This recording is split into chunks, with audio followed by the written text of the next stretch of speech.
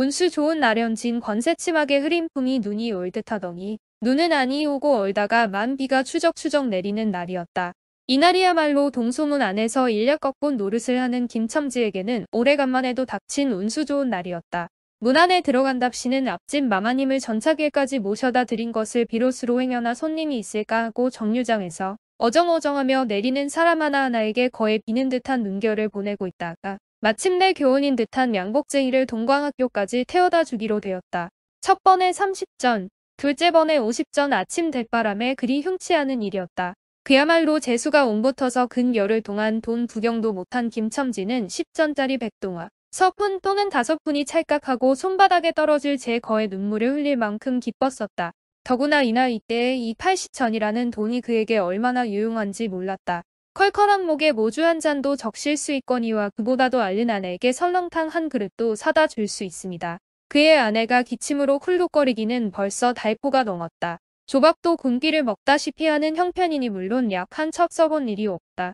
구태여 쓰려면 못 쓸바도 아니로되 그는 병이란 놈에게 약을 주어 보내며 재미를 붙여서 자꾸 온다는 자기의 신조에 어디까지 충실하였다. 따라서 의사에게 보인 적이 없으니 무슨 병인지는 알 수 없으되 반드시 누워가지고 일어나기는 새로 모로도 못 눕는 걸 보면 중증은 중증인 듯 병이 이대도록 심해지기는 열흘 전에 조밥을 먹고 체한 때문이다.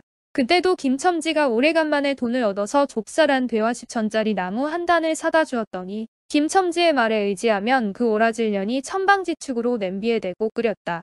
마음은 급하고 불길은 달지 않아 채 익지도 않은 것을 그 오라질 년이 숟가락은 고만두고 손으로 움켜서 두 뺨에 주먹덩이 같은 혹이 붉어지도록 누가 빼앗을 듯이 처박질하더니만 그날 저녁부터 가슴이 땡긴다. 배가 캥긴다고 눈을 흑뜨고 지랄병을 하였다. 그때 김첨지는 열화와 같이 성을 내며 이 오라질령 조랑복은 할 수가 없어 못 먹어 병 먹어서 병 어쩌란 말이야. 왜 눈을 바로 뜨지 못해. 하고 앓는 이의 뺨을 한번 후려갈겼다. 흡뜬 눈은 조금 바루어졌건만 이슬이 맺히었다.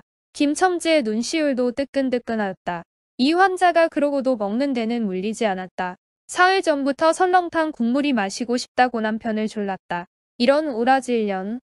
조밥도 못 먹는 년이 설렁탕은 또 처먹고 지랄병을 하게 라고 야단을 쳐보았건만 못 사주는 마음이 시원치는 않았다. 인제 설렁탕을 사줄 수도 있다. 앓는 어미 곁에서 배고파 보채는 개똥이에게 죽을 사줄 수도 있다. 80전을 손에 쥔 김첨지의 마음은 푼푼하였다. 그러나 그의 행운은 그걸로 그치지 않았다. 땀과 빗물이 섞여 흐르는 목덜미를 기름주머니가 다 된 외목 수건으로 닦으며 그 학교 문을 돌아 나올 때였다. 뒤에서 인력거 하고 부르는 소리가 난다. 자기를 불러 멈춘 사람이 그 학교 학생인 줄 김첨지는 한 번 보고 짐작할 수 있었다. 그 학생은 다짜고짜로 남대문 정거장까지 얼마요? 라고 물었다.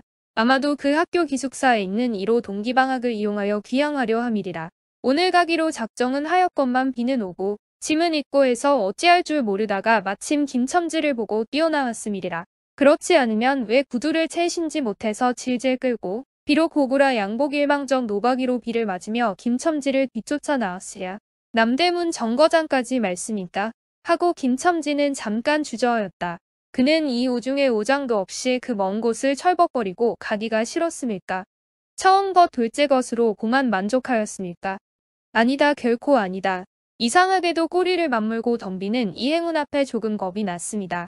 그리고 집을 나올 제 아내의 부탁이 마음이 캥기었다. 앞집 마마님한테서 부르러 왔을 제 병이는 그 뼈만 남은 얼굴에 유일의 샘물 같은 유달리 크고 움푹한 눈에 애걸하는 빛을 띄우며 오늘은 나가지 말아요. 제발 덕분에 집에 붙어 있어요. 내가 이렇게 아픈데. 라고 목이 소리같이 중얼거리고 숨을 걸그렁걸그렁하였다. 그때 김첨지는 대수롭지 않은 듯이 아따 젠장 맞을년 별 빌어먹을 소리를 다 하네. 맞붙들고 앉았으면 누가 먹여 살릴 줄 알아. 하고 훌쩍 뛰어나오려니까 환자는 붙잡을 듯이 팔을 내저으며 나가지 말라도 그래. 그러면 일찍이 들어와요. 하고 목매인 소리가 뒤를 따랐다. 정거장까지 가잔 말을 들은 순간에 경련적으로 떠는 손. 유달리 큼직한 눈 올 듯한 아내의 얼굴이 김첨지의 눈앞에 어른어른하였다. 그래 남대문 정거장까지 얼마란 말이오. 하고 학생은 초조한 듯이 인력거꾼의 얼굴을 바라보며 혼자 말같이 인천 차가 11점에 있고 그 다음에는 새로 2점이 든다. 라고 중얼거린다. 이로운 50점만 줍시오. 이 말이 저도 모를 사이에 불쑥 김첨지의 입에서 떨어졌다. 제 입으로 부르고도 스스로 그 엄청난 돈 액수에 놀랐다. 한꺼번에 이런 금액을 불러라도 본 지가 그 얼마만인가. 그러자 그 돈 벌 용기가 병자에 대한 염려를 사르고 말았다. 설마 오늘 내로 얻어래 싶었다. 무슨 일이 있더라도 제1의 행운을 곱친 것보다도 오히려 갑절이 많은 이 행운을 놓칠 수 없다 하였다. 이로운 50전은 너무 과한데. 이런 말을 하며 학생은 고개를 기웃하였다. 아니올시다. 입수로 치면 여기서 거기가 쉬울 리가 넘는답니다. 또 이런 진날은 좀 더 주셔야지요. 하고 빙글빙글 웃는 차부의 얼굴에는 숨길 수 없는 기쁨이 넘쳐 흘렀다. 그러면 달라는 대로 줄 터이니 빨리 가요. 관대한 어린 손님은 이런 말을 남기고 총총히 옷도 입고 짐도 챙기러 갈 대로 갔다. 그 학생을 태우고 나선 김첨지의 다리는 이상하게 거뿐하였다. 다름질을 한다는 이보다 거의 나는 듯하였다. 바퀴도 어떻게 속히 도는지 구른다는 이보다 마치 얼음을 지쳐나가는 스케이트 모양으로 미끄러져 가는 듯하였다. 언당에 비가 내려 미끄럽기도 하였지만 이윽고 끄는 이의 다리는 무거워졌다. 자기 집 가까이 다다른 까닭이다. 새삼스러운 염려가 그의 가슴을 눌렀다. 오늘은 나가지 말아요. 내가 이렇게 아픈데 이런 말이 잉잉 그의 귀에 울렸다. 그리고 평자의 움쑥 들어간 눈이 원망하는 듯이 자기를 노리는 듯하였다. 그러자 엉엉 하고 우는 개똥이의 곡성을 들은 듯 싶다. 딸꾹딸꾹 하고 숨 모으는 소리도 나는 듯 싶다. 왜 이리요? 기차 놓치겠구먼. 하고 탄 이의 초조한 부르짖음이 간신히 그의 귀에 들어왔다. 언뜻 깨달으니 김첨지는 인력거를 쥔 채 길 한복판에 엉거주춤 멈춰있지 않은가. 예, 하고 김첨지는 또다시 다름질하였다. 집이 차차 멀어갈수록 김첨지의 걸음에는 다시금 신이 나기 시작하였다. 다리를 세게 돌려야만 쉴 새 없이 자기의 머리에 떠오르는 모든 근심과 걱정을 잊을 듯이 정거장까지 끌어다 주고 그 깜짝 놀란 이로운 50전을 정말 제 손에 쥐매 제 말 맞다나 심리나 되는 길을 비를 맞아가며 질퍽거리고 온 생각은 아니하고 거저나 얻은 듯이 고마웠다. 졸부나 된 듯이 기뻤다. 제 자식뻘밖에 안 되는 어린 손님에게 몇 번 허리를 굽히며 안녕히 다녀옵시오. 라고 깍듯이 재우쳤다. 그러나 빈 인력거를 털털거리며 이 우중에 돌아갈 일이 꿈밖이었다. 노동으로 하여 흐른 땀이 식어지자 굶주린 창자에서 물 흐르는 옷에서 어슬어슬 한기가 솟아나기 비롯함에 온 50전이란 돈이 얼마나 괜찮고 괴로운 것인 줄 절절히 느끼었다. 정거장을 떠나는 그의 발길은 힘 하나 없었다. 온몸이 옹송그려지며 당장 그 자리에 엎어져 못 일어날 것 같았다.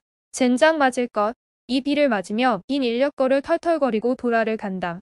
이런 빌어먹을 제 할미를 붙을 비가 왜 남의 상판에 딱딱 때려. 그는 몹시 화증을 내며 누구에게 반항이나 하는 듯이 개걸거렸다.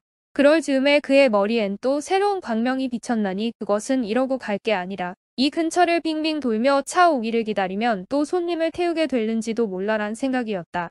오늘 운수가 괴상하게도 좋으니까 그런 요행이 또 한 번 없으리라고 누가 보증하랴. 꼬리를 굴리는 행운이 꼭 자기를 기다리고 있다고 내기를 해도 좋을 만한 믿음을 얻게 되었다. 그렇다고 정거장 인력거꾼의 등살이 무서우니 정거장 앞에 섰을 수는 없었다. 그래 그는 이전에도 여러 번 해본 일이라 바로 정거장 앞 전차 정류장에서 조금 떨어지게 사람 다니는 길과 전차길 틈에 인력거를 세워놓고 자기는 그 근처를 빙빙 돌며 형세를 관망하기로 하였다. 얼마 만에 기차는 왔고 수십 명이나 되는 손이 정류장으로 쏟아져 나왔다. 그 중에서 손님을 몰색하는 김첨지의 눈엔 양머리에 뒤축 높은 구두를 신고 망토까지 두른 기생 퇴물인 듯 남봉 여학생인 듯한 여편대의 모양이 띄었다. 그는 슬근슬근 그 여자의 곁으로 다가들었다. 아씨, 인력거 아니 타시랍시오. 그 여학생인지 만지가 한참은 매우 대가를 빼며 입술을 꼭 다문 채 김첨지를 거들떠보지도 않았다. 김첨지는 구걸하는 거지나 무엇같이 연애연방 그의 기색을 살피며 아씨, 정거장 애들보담 아주 싸게 모셔다 드리겠습니다. 댁이 어디신가요? 하고 추근추근하게도 그 여자의 들고 있는 일본식 버들고리짝에 제 손을 대었다. 왜 이래? 난 빛이 않게. 소리를 병력같이 지르고는 돌아선다. 김첨지는 어랍시오 하고 물러섰다. 전차는 왔다. 김첨지는 원망스럽게 전차 타는 일을 노리고 있었다. 그러나 그의 예감은 틀리지 않았다. 전차가 빡빡하게 사람을 싣고 움직이기 시작하였을 때 타고 남은 손 하나가 있었다. 굉장하게 큰 가방을 들고 있는 걸 보면 아마 분비는 차 안에 짐이 크다 하여 차장에게 밀려 내려온 눈치였다. 김첨지는 대어섰다. 인력거를 타시랍시오. 한동안 값으로 승강이를 하다가 60전에 인사동까지 태워다 주기로 하였다.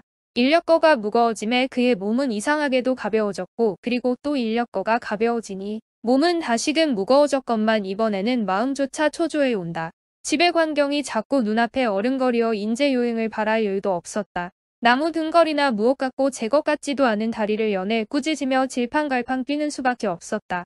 저놈의 인력거꾼이 저렇게 술이 취해 가지고 이 진 땅이었지가도 라고 길 가는 사람이 걱정을 하리만큼 그의 걸음은 황급하였다.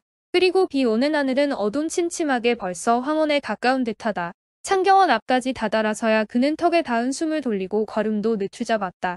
한 걸음 두 걸음 집이 가까워 갈수록 그의 마음조차 괴상하게 누그러웠다.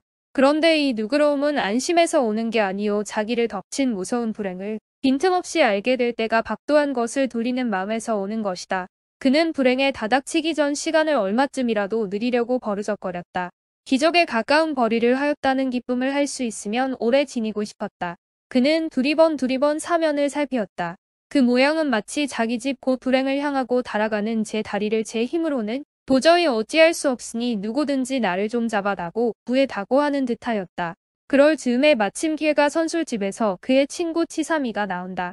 그의 우글우글 살찐 얼굴에 주홍이 덧는 듯 손턱과 뺨을 시커멓게 굴에 나룻이 덮였거늘 노릇탱탱한 얼굴이 바짝 말라서 여기저기 고랑이 패고 수염도 이때야 턱 밑에만 마치 소립송이를 거꾸로 붙여놓은 듯한 김첨지의 풍채하고는 기이한 대상을 짓고 있었다. 여보게 김첨지 자네 문 안 들어갔다 오는 모양일세 그려. 돈 많이 벌었을 테니 한 잔 빨리게. 뚱뚱 보는 말라깽이를 보던 마트에 부르짖었다.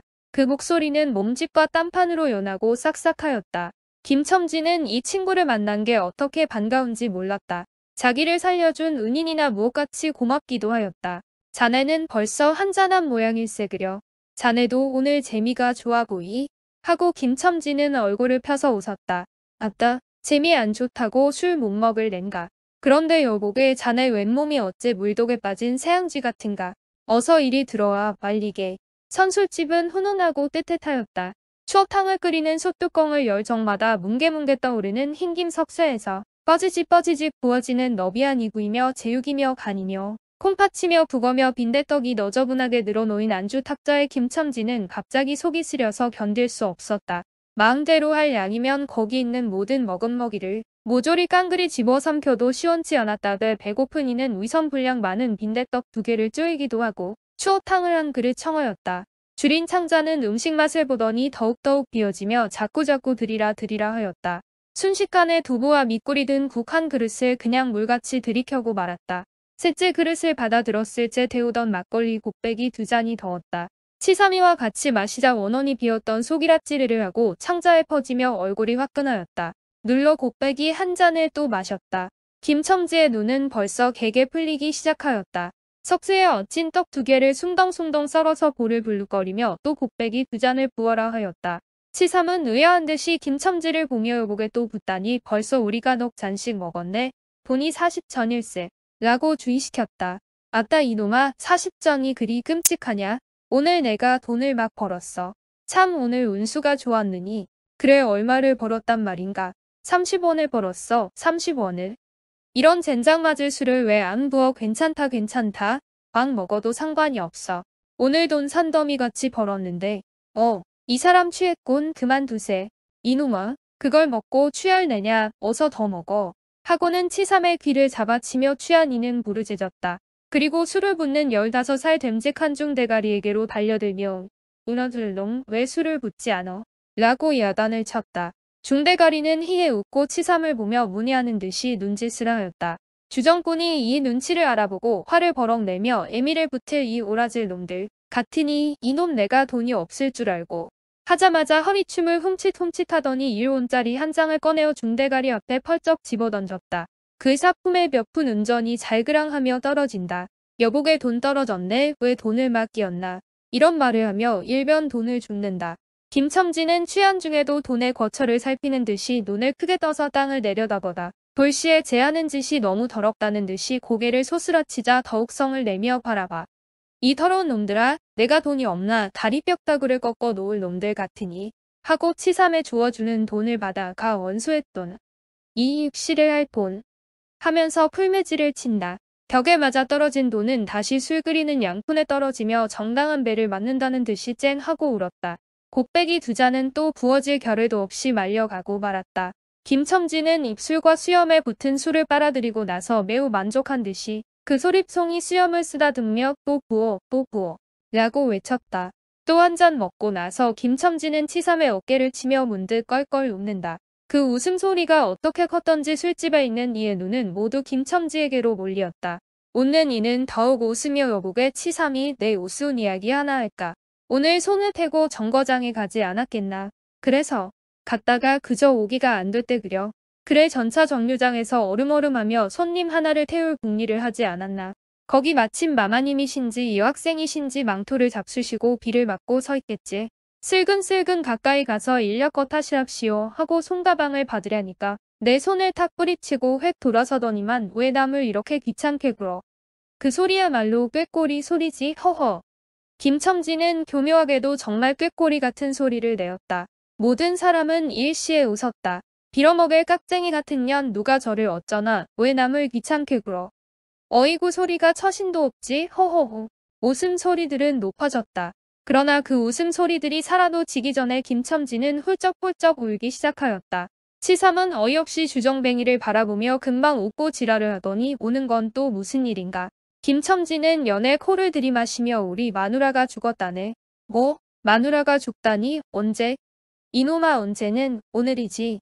이끼 미친놈. 거짓말 마라. 거짓말은 왜 참말로 죽었어. 참말로 마누라 시체를 집에 버들쳐놓고 내가 술을 먹다니 내가 죽일 놈이야. 죽일 놈이야. 하고 김첨지는 엉엉 소리를 내어온다. 치삼은 흥이 조금 깨어지는 얼굴로 원 이 사람이 참말을 하나 거짓말을 하나. 그러면 집으로 가세. 가. 하고 우는 이의 팔을 잡아당겼다. 치삼의 끄는 손을 뿌리치더니 김첨지는 눈물이 글썽글썽한 눈으로 싱그레 웃는다. 죽기는 누가 죽어. 하고 득이가 양양. 죽기는 왜 죽어. 생떼같이 살아만 있단다. 그 오라질 년이 밥을 죽이지. 인제 나한테 속았다. 하고 어린애 모양으로 손뼉을 치며 웃는다. 이 사람이 정말 미쳤단 말인가. 나도 아주머니가 앓는단 말은 들었는데. 하고 치삼이도 어느 불안을 느끼는 듯이 김첨지에게 또 돌아가라고 권하였다. 안 죽었어? 안 죽었대도 그래. 김첨지는 화증을 내며 확신 있게 소리를 질렀으되 그 소리엔 안 죽은 것을 믿으려고 애쓰는 가락이 있었다. 기어이 일온 어치를 채워서 곱빼기 한 잔씩 더 먹고 나왔다. 굳은 비는 의연히 추적추적 내린다. 김첨지는 취중에도 설렁탕을 사가지고 집에 다다랐다. 집이라 해도 물론 셋집이요 또 집 전체를 세든 게 아니라 안과 뚝 떨어진 행랑방 한간을 빌려든 것인데 물을 길어대고 한 달에 1원씩 내는 터이다. 만일 김첨지가 주기를 띠지 않았던들 한 발을 대문에 들여놓았을지 그곳을 지배하는 무시무시한 정적 폭풍우가 지나간 뒤에 바다 같은 정적이 다리가 떨렸으리라. 쿨룩거리는 기침 소리도 들을 수 없다. 그르렁거리는 숨소리조차 들을 수 없다. 다만 이 무덤 같은 침묵을 깨뜨린다는 이보다 한층 더 침묵을 깊게 하고 불길하게 하는 빡빡하는 그윽한 소리 어린애의 젖바는 소리가 날 뿐이다. 만일 청각이 예민한 이 같으면 그 빡빡 소리는 빨따름이요. 꿀떡꿀떡하고 전 넘어가는 소리가 없으니 빈젖을 빤다는 것도 짐작할는지 모르리라. 혹은 김첨지도 이 불길한 침묵을 짐작했는지도 모른다. 그렇지 않으면 대문에 들어서자마자 전에 없이가 난장 맞을렴. 남편이 들어오는데 나와보지도 않아. 이 오라질렴. 이라고 고함을 친 게 수상하다. 이 고함이야말로 제 몸을 엄습해오는 무시무시한 징을 쫓아버리려는 허장성세인 까닭이다. 하여간 김첨지는 방문을 왈칵 열었다. 구역을 나게 하는 축이 떨어진 사짜리 밑에서 나온 먼지내 빨지 않은 기저귀에서 나는 똥내와 오줌내 가지각색깔 켜켜이 앉은 옷내 병인의 땀 썩은 내가 섞인 축이가 무딘 김첨지의 코를 찔렀다. 방 안에 들어서며 설렁탕을 한 구석에 놓을 사이도 없이 주정구는 목청을 있는 대로 다 내어 호통을 쳤다. 이런 오라질년 주야장천 누워만 있으면 제일이야. 남편이 와도 일어나지를 못해. 라는 소리와 함께 발길로 누운 이의 다리를 몹시 찼다. 그러나 발길에 채이는 건 사람의 살이 아니고 나무 등걸과 같은 느낌이 있었다. 이때의 빽빽 소리가 응아 소리로 변하였다. 개똥이가 물었던 젖을 빼어놓고 온다. 운데도 우는 얼굴을 찡그려 붙여서 운다는 표정을 할 뿐이다. 응아 소리도 입에서 나는 게 아니고 마치 뱃속에서 나는 듯하였다. 울다가 목도 잠겼고 또 울 기운조차 시진한 것 같다. 발로 차도 그 보람이 없는 걸 보자 남편은 아내의 머리맡으로 달려들어 그야말로 까치집 같은 환자의 머리를 꺼들어 흔들며 이년아 말을 해, 말해. 입이 붙었어. 이 오라질 년. 응? 이것 봐. 아무 말이 없네. 이년아, 죽었단 말이냐? 왜 말이 없어? 응? 또 대답이 없네. 정말 죽었나 버이? 이러다가 누운 이의 흰 창을 덮은 위로 치뜬 눈을 알아보자마자가 눈깔? 이 눈깔. 왜 나를 바라보지 못하고 천장만 보느냐? 응? 하는 말 끝엔 목이 메었다. 그러자 산 사람의 눈에서 떨어진 닭의 똥 같은 눈물이 죽은 이의 뻣뻣한 얼굴을 어룽어룽 적시었다. 문득 김첨지는 미친 듯이 제 얼굴을 죽은 이의 얼굴에 한 대 비비대며 중얼거렸다. 설렁탕을 사다 놓았는데 왜 먹지를 못하니 괴상하게도 오늘은 온수가 좋더니만.